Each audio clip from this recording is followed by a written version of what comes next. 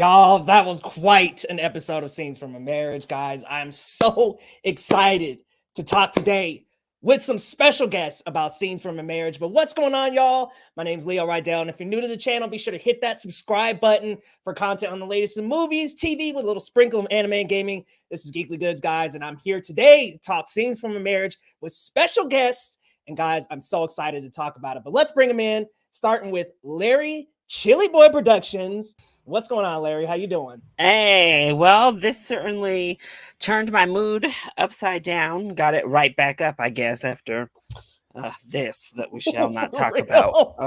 So yeah, this was a nice conclusion to my day after that. Amen, because we had some upsets today. Oof. And our biggest one, our own game. Oh man. Oof. But also we have another guest, Hannah. What's going on, Hannah? How you doing? Hi. I have no idea what you guys are talking about because I don't watch football, but I'll be upset with you guys. Oh, well, thanks for being on our side this time. Yes. But you'll know Scenes from a Marriage. We'll definitely be talking that tonight because it was hot and steamy tonight. It was. It's what we've been waiting for. I know. Yes. I mean, Jessica Chastain and Oscar Isaac kept hyping like the sex scenes up, and tonight we know why. Yeah. We knew they had to be coming because he like kind of comforted her. Like there was that story that came out about how he, I don't know, worked with her to make sure Jessica was like super comfortable and everything. So yeah, thank goodness, because towards the end of this episode I was like, ooh, got a little handsy there. So nice to see that they had energy and established some things prior. But I wanted to ask you guys, how do you feel about the intros to these episodes? Because they kind of are like, they start out with a little bit of a behind the scenes sort of look and they're walking on the scene. How do you feel about that? I've seen some people were a little bit thrown off by that, but I kind of like starting the episode from the outside and then going right into it. So how do you feel about it, Larry? I think it works well for this type of show. It has a very, obviously we stay pretty much in one location the entire time. We are in literally one scene, a scene from a marriage each week. So it kind of feels cool to have that stagey intro, I think. Plus, I don't know, the subject matters get so damn heavy that maybe people need that reminder of like, y'all, this ain't real. This is just remember we're dealing in fiction here. To kind of distance yourself from all of the heaviness that happens in each and every episode. Yeah, for real, because it's just kind of like, it gives you that like window out of the episode in the beginning, and then you kind of just go right into it with them. But Hannah, how did you feel about the intros? I don't know. I feel like they're a little like misplaced a bit because I feel like it would maybe feel a little more consistent if maybe they're at the end of the episodes too. I don't know, it just feels like kind of like tacked on a little bit because it is just in the beginning of the episode and then we don't really address, anything like that, like outside of the scene ever, or just from like the first like minute. So I feel like I'd like it more, or maybe connect more and work a bit better for me if like we had something more than just like the little intro. Yeah, because it is just at the beginning. They never really go into it again. To be honest with you, I get to the end of the episodes and I forget that even happened at the time. It's just like, oh, okay. Yeah, like we've been in the... But something about it just kind of like makes me realize that they really bring themselves into the episode and they just get into character and they really stay there. And their energy is just really guided into this episode. And it's just something about walking into it with them that makes me feel like I'm almost like part of the show a little bit, like even though I don't, I feel like part of their marriage.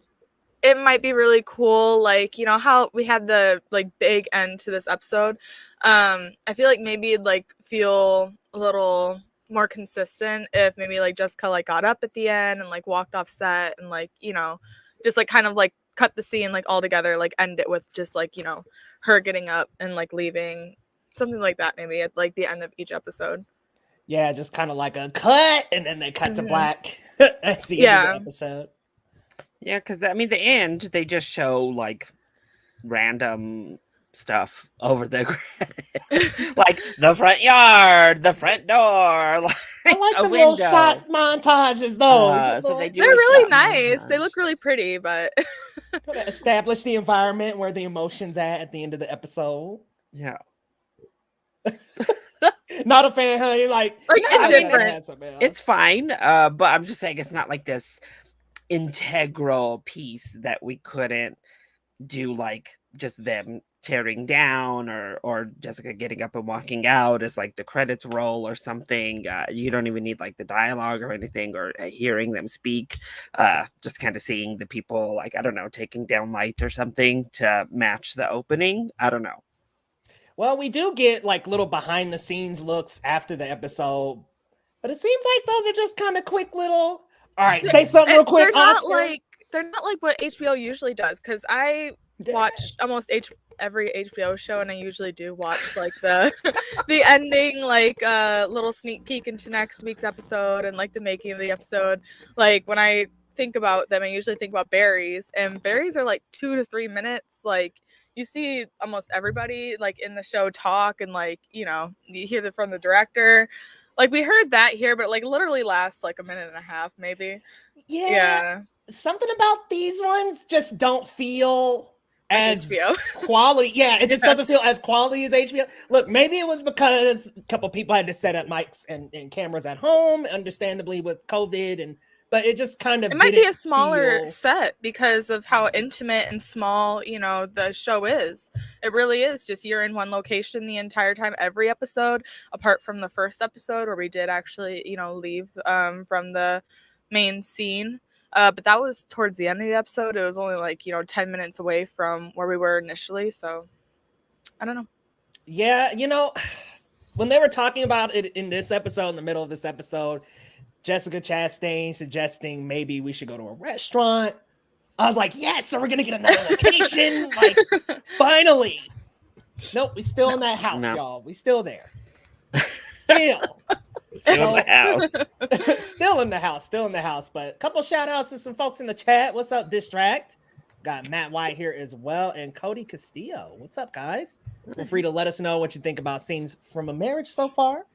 And we're just going to dive right into the episode, kind of just share some thoughts, what we thought about this one. It's very much a stick of dynamite that just kind of explodes at the end of the episode, y'all. Things get real heated towards the end there. And the documents came out, the signatures were on the paper. It was a lot. Yeah, what did y'all think of this episode? Maybe let's talk about the point leading up to the steamy session, y'all. It was quite some steam in the middle of this episode, and they really hinted at this before the show even started. So what did you guys think of the episode up to that point? I thought it was interesting seeing them, like, I don't know, having her that conversation with the daughter, because I feel like that's another point that we've been building, particularly between Jessica Chastain's character and the daughter, having this real tension. They haven't really been as close as he is with her, pretty much from episode 1. And we're just kind of seeing the mundane, but the heaviness of this mundane thing of just moving, of packing and getting everything out of here. We learned that it's now been 2 years as we move throughout this episode as well, because that's the other thing with this. Since we're just getting these scenes, we're jumping throughout time, so getting that establishment of, okay, how long has it been since our starting point now? And we're at about 2 years. But yeah, it really just like sets the stage of where they are in this relationship, and the fact that we're at the point of moving separate ways. But yeah, I just got to thank you real quick because I had no idea what time had gone by. So I really appreciate that. Obviously, Leo isn't paying attention. Leah just he tuned thinking about tuned in for the sex scene, and then he tuned out. No, that's not the truth. But sometimes, you know, you just kind of drift off and you don't quite hear the year reference. I didn't know that there was 2 years in between this, though. Wow, okay, a little bit of time kind of helps things make sense, a little more sense. But yeah, Hannah, what did you think? I think this might be my favorite episode so far. Because I love it every week. Like, I love every episode, but it kind of feels like we've been like stuck in the same place since episode 1. It doesn't really feel like we've made like much process in their relationship. So this episode actually kind of having a big thing happen, it was like, whoa, like I wasn't expecting this, because for the last few episodes it's just been kind of like conversations, and I love those, and I think they like the show shines, and it's like dialogue. I mean, 100% it's just, you know, the dialogue and the acting are on, you know, full scale, and that's what you're watching the show for. But yeah, having like this big build up to this moment, and it definitely did like pay off, and I think that the build up was so like well executed, because it did kind of feel like, I don't know, tension was raising like with every minute. Like I definitely felt that. And even just kind of like having Mira kind of have like an emotional like breakthrough, because we haven't seen her really have any sort of like, you know, wall kind of brought down ever since episode 1 in the bedroom and in the abortion clinic.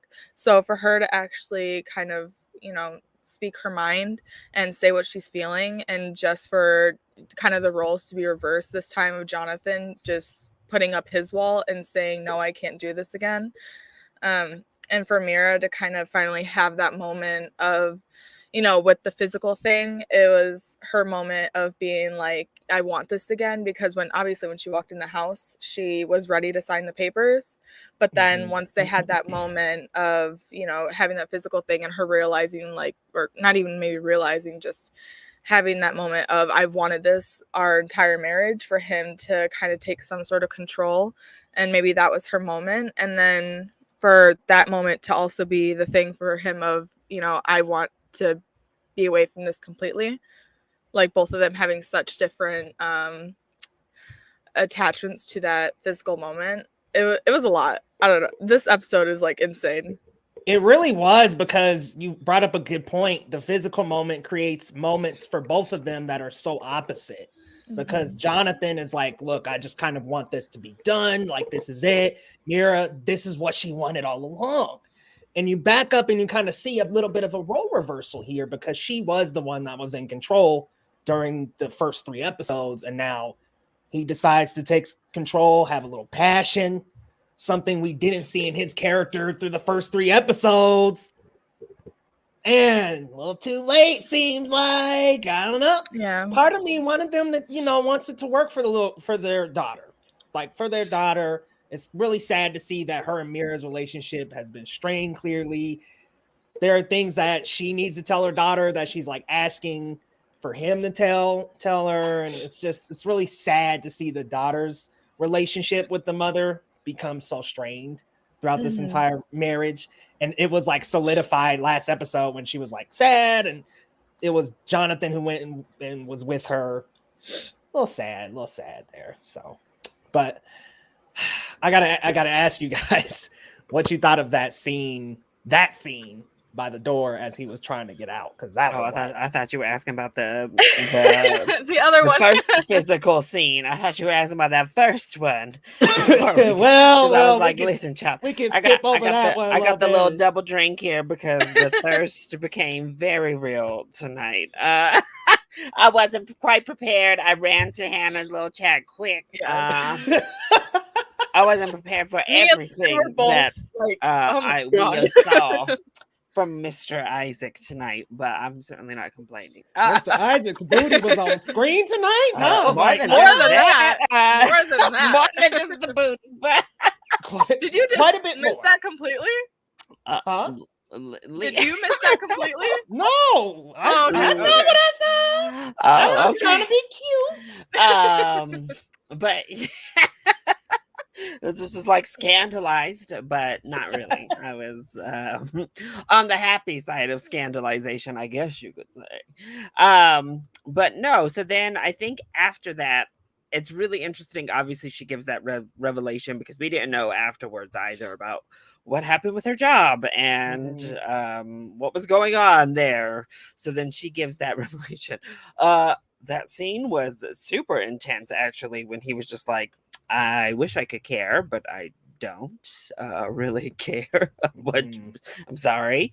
And it was actually nice to feel for her a little bit more, and I think it's what Hannah said, is that role reversals. Finally, her character is opening up more, and he's the cold one in their exchanges. So you're like, "Oh, this is a bit ruthless, sir."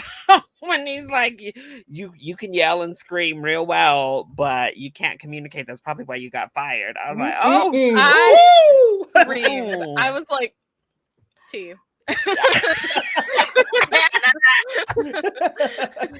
No, I think it does like speak to the show though, because I feel like with relationships and you have to kind of put the woman in the villain spot, a lot of the time it comes off as like misogyny, unfortunately.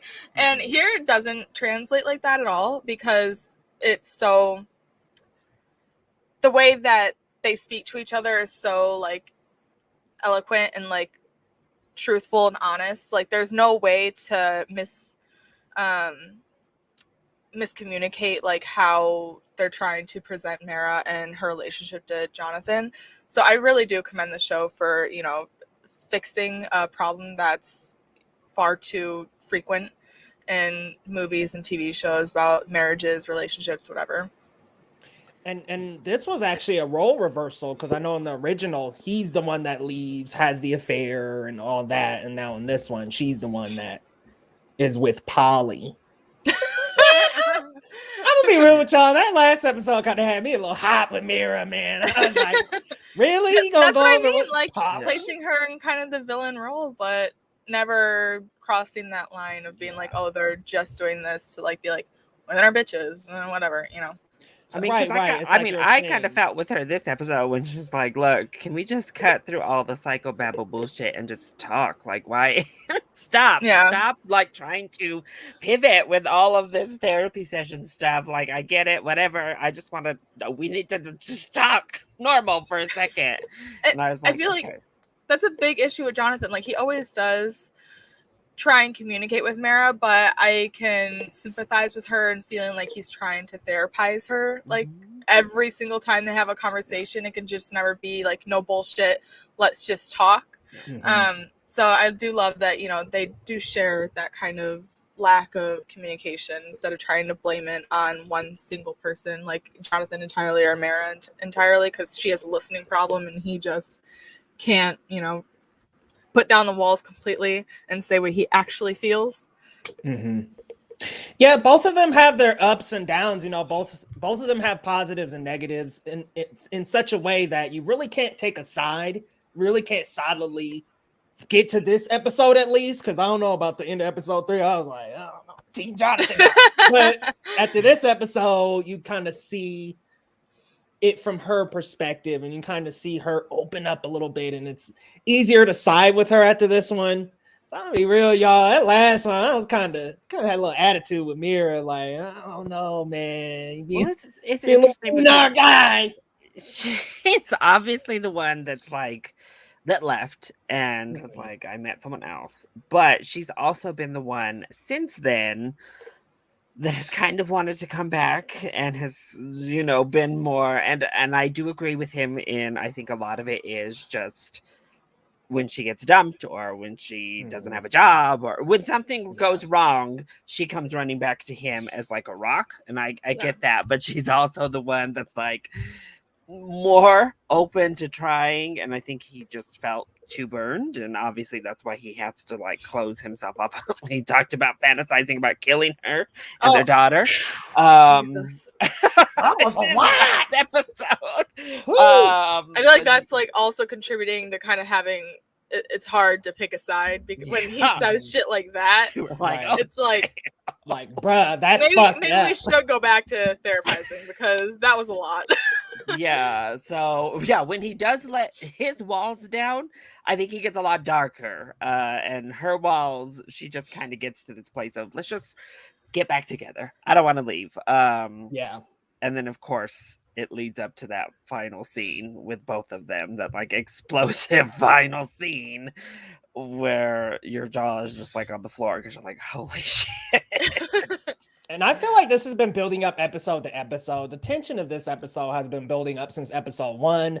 It's been there since the very beginning, even in their small expressions and how like annoyed and ticked they are with like even the smallest, slightest things. But you notice that we're going through the episode and it gets to that point. He doesn't do the usual Jonathan thing, which would be to go through another door, go through another exit, maybe stop it right there. Nope. He keeps on trying to assert his strength over her, and yeah, just it boils over into the worst. I think it's a control thing. Like he finally totally felt like he had the control for once, and I think that definitely just exploded in that confrontation between them. Instead of him like going to a different exit, he felt like he had to go through her and like assert that, and it was insane.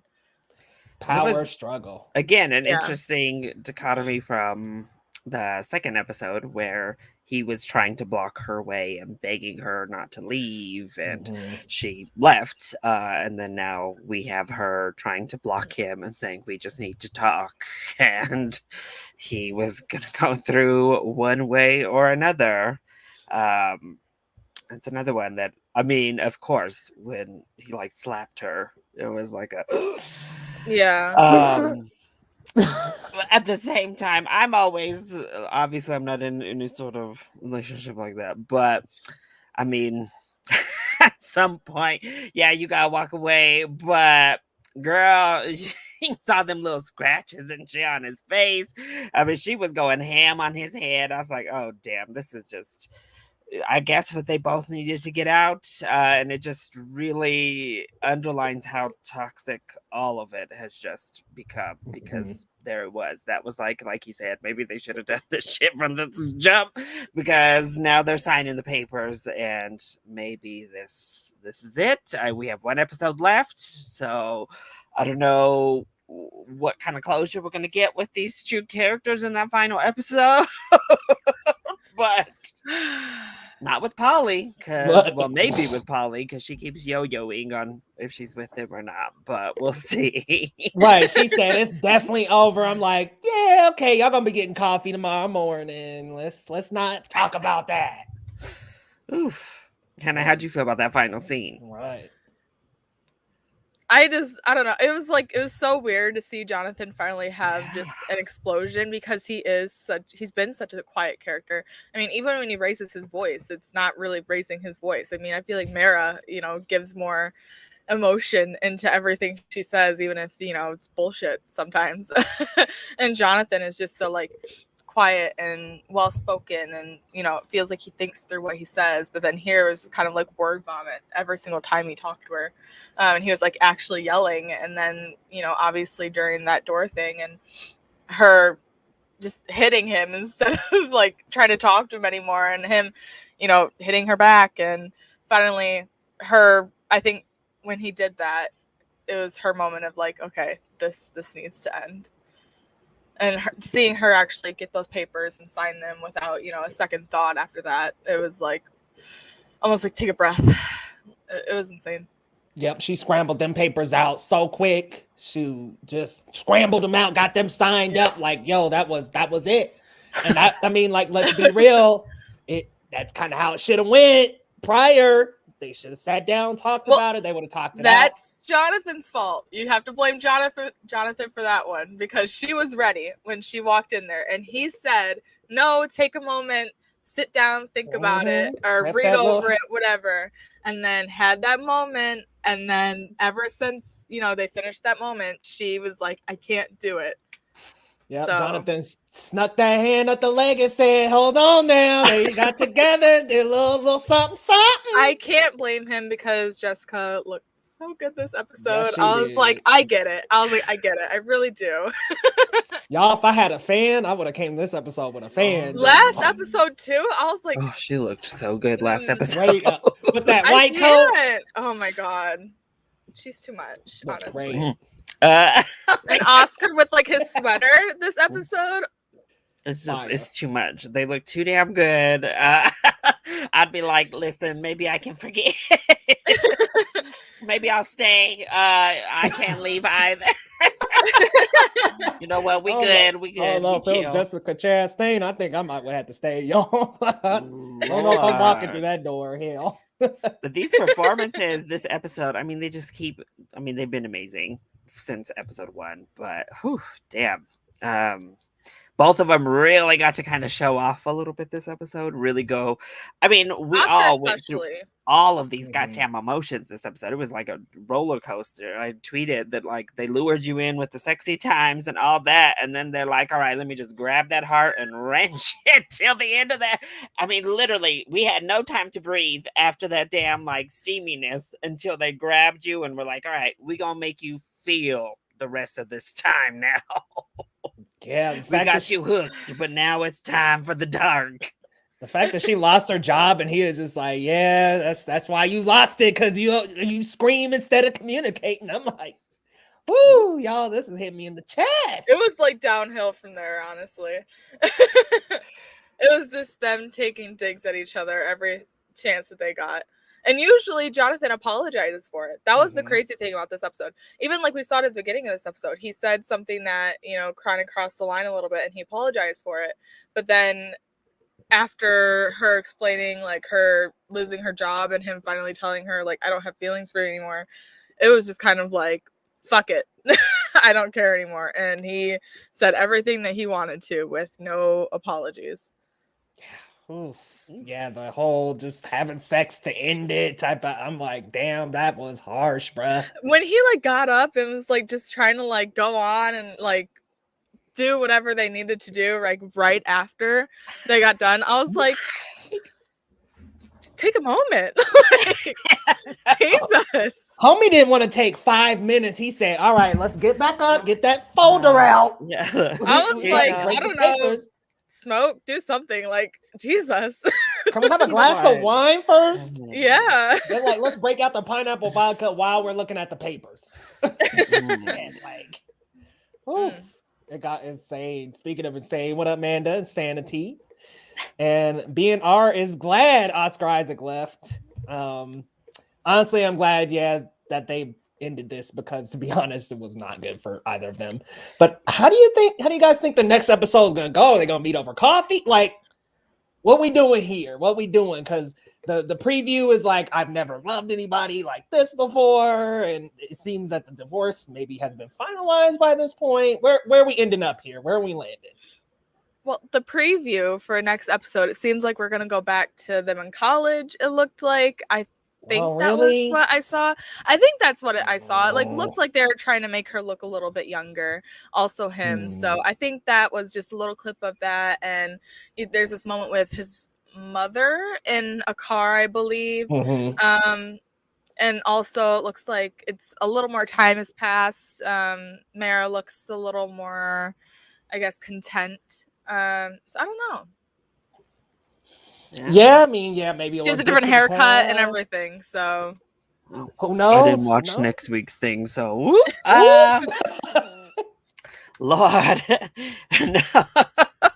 Yeah, I hope we at least get to some. I hope hearing about his mom, I'm like, please don't let there be any sort of like going back to religion that was already introduced like a little bit in here, where he's like, you made me pray. And we've kind of flirted with it a little bit, and I'm like, no, we don't need all that. But yeah, I hope they're both at least a content place, a civil, good place. Because I have to say, even though obviously as a viewer you could see that it's toxic and what that's happening has been toxic, they just have such good chemistry together that like just watching it, you are still kind of rooting for them. Up until I would say this episode was like the definitive, this is too toxic to come back for. Like it needs to be done. Like, okay. I am now also done, ready to sign the papers and write y'all's relationship off, because before now I was like, oh, we could maybe like so I just hope next episode that they are at places in their lives in which they're content, moved on, and well adjusted to the divorced life. Yeah, because I'm telling y'all about episode 2. I was like, we can keep brewing this tea for a couple more episodes. We can keep coming back to this because I just love the two of them in the room together. They're just so magnifying. And I gotta say, I'm excited to see them in another setting because we really haven't. Yeah. I wanted to speak to their chemistry for a minute because I tweeted this earlier. I haven't seen like passion or chemistry like Jessica and Oscar's in so long, and like anything. I feel like that's like what like media kind of lacks a lot these days, is just like actual like passion between like two actors. It's been so long since I've seen like something so like kind of electric between two actors, whatever. Yeah, I was about to say actor and actress, but whatever, I messed up. Anyway, yeah. Honestly, I mean, he was kissing up that arm before we even got into the show, so I know. Yeah, I was gonna say, I think it was obviously pretty smart of them in their pre-release advertisements in person to really play that up, because I think it is very apparent on the screen. Honestly, I was thinking back to it. Oscar Isaac is kind of one of those actors who seems to have chemistry with pretty much everyone. Like, Yeah. I'm making jokes about him and Pedro. Obviously, they're like besties, so their chemistry. Actually, maybe not, because him and Tiffany Haddish in the card counter. Oh, like, well, oh, I haven't seen it yet. Listen, Not good. I don't count that mess. I don't know about that, but the sheep counter. But even like, I'm like, I know they ain't supposed to have chemistry, but then you see him and little Timothy Chalamet on this goddamn red carpet and shit leading up to Dune. I'm like, Oscar, like everywhere he goes, I'm just like, this is too much, Oscar. You just got chemistry with all the people. What is happening? And his wife seems to be all for it. She's just on the sideline, like filming, clapping.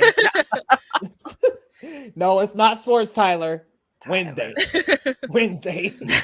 Can you imagine if I got in here and talked about football? Lord. Hannah's down there like, yeah, the Broncos got their asses beat today.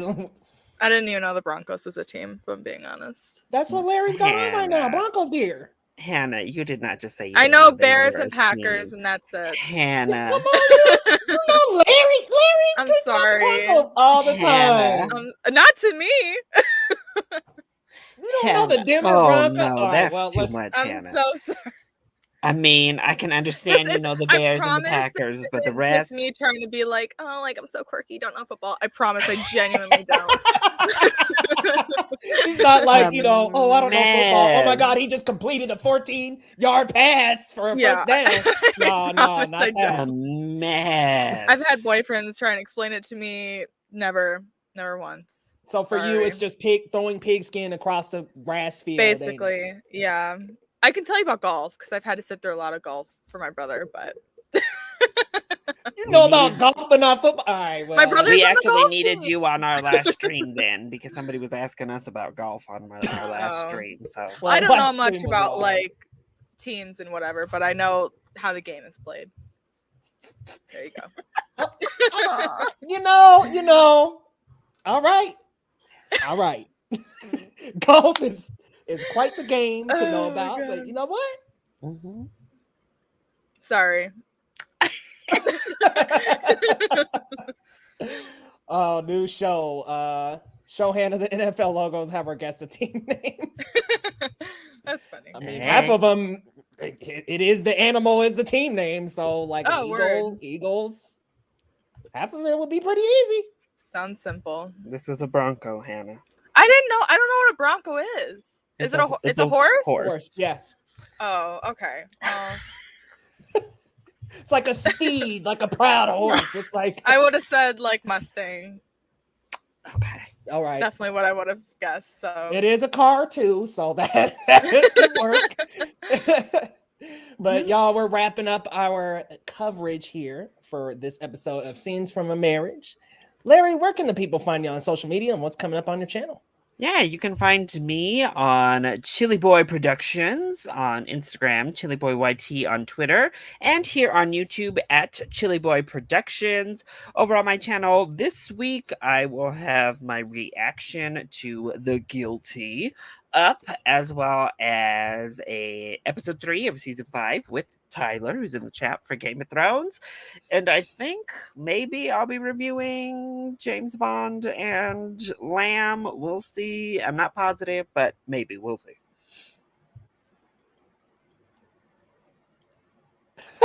I just wanted to keep you up for a second. I was like, why are you letting Yes. him like sit there?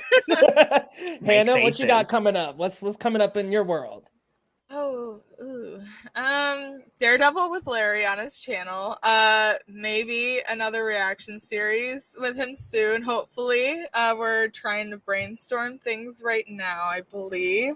Hopefully Robert Podcastin is going to come back, but for now we do have episodes up of my podcast, Robert Podcastin. We talk about everything Robert Pattinson.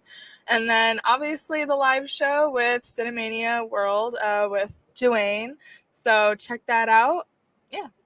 Yeah, be sure to follow them around social media, you guys, and definitely follow Cinemania because we're all part of that. So stay tuned.